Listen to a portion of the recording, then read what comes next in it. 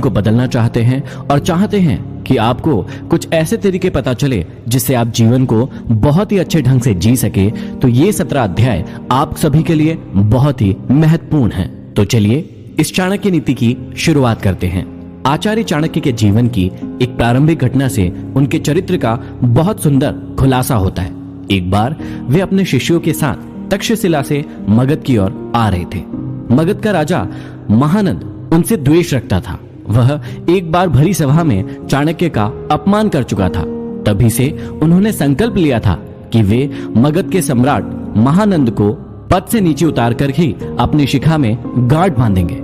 इसके लिए वे अपने सर्वाधिक प्रिय शिष्य चंद्रगुप्त को तैयार कर रहे थे। मगध पहुंचने के लिए वे सीधे मार्ग से ना जाकर एक अन्य उबड़ खाबड़ मार्ग से अपना सफर तय कर रहे थे। उस मार्ग में कांटे बहुत थे। तभी उनके पैरों में एक कांटा चुभ गया। वे क्रोध से भर उठे। तत्काल उन्होंने अपने शिष्यों से कहा, उखाड़ फेंको इन नागफनों को, एक भी शेष नहीं रहना चाहिए। उन्होंने तब उन कांटों को ही नहीं उखाड़ा, उन कांटों के वृक्षों की जड़ों में मही डाल दिया ताकि वे दोबारा न उग सके। इस प्रकार वे अपने शत्रु का समूल नाश करने पर ही विश्वास करते थे। वे दूसरों के बनाए गए मार्ग पर चलने में कभी भी विश्वास नहीं करते थे। वे अपने द्वारा बनाए गए मार्ग पर ही चलने में विश्वास करते थे। आशा करता हूँ इन अध्यायों को सुनने के बाद आप भी अपनी जिंदगी में अपने मार्ग खुद तैयार करें, अपने ऊपर विश्वास करें और अपनी जिंदगी में आगे बढ़े।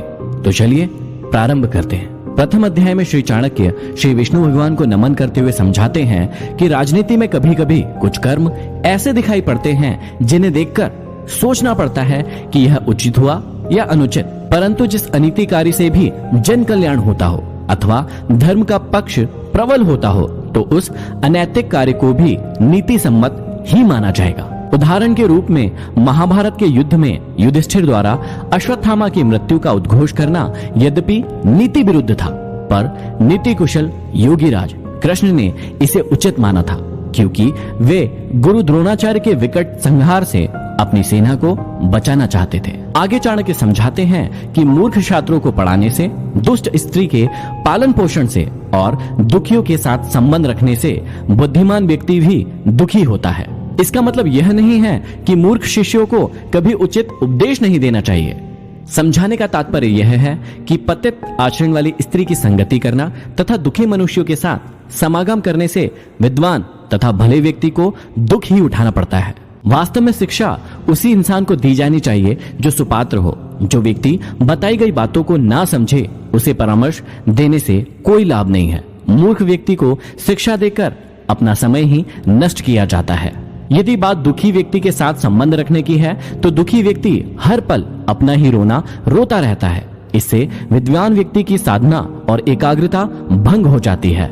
आगे श्री चाणक्य हमें समझाते हैं कि दुष्ट स्त्री, छल करने वाला मित्र, पलटकर तीखा जवाब देने वाला नौकर तथा जिस घर में सांप रहता हो उस घर में निवास करने वाले गृह स्वामी की मौत में संशय ना करे, वह निश्चित ही मृत्यु को प्राप्त होगा।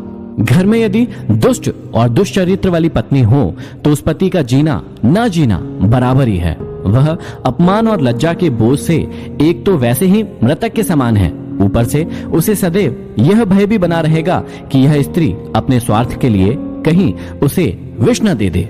दूसरा, यदि उस गृहस्वामी का मित्र भी दगाबाज हो, धोखा देने वाला हो, तो ऐसा मित्र आस्तीन का सांप होता है। वह कभी भी अपने स्वार्थ के लिए उस गृहस्वामी को ऐसी स्थिति में डाल सकता है जिससे उबरना उसकी सामर्थ्य से बाहर की बात होती है। तीसरा, घर में यदि नौकर बदजुबान हो, बात बात में झगड़ा करने वाला हो, पलटकर तीखा जवाब देने वाला हो, तो समझ लेना चाहिए कि ऐसा नौकर निश्चित रूप से घर के भेद जानता है, और जो घर के भेद जान लेता है वह उसी तरह से घर बार का विनाश कर सकता है जैसे विभीषण ने घर में भेद करके रावण का विनाश करा दिया था।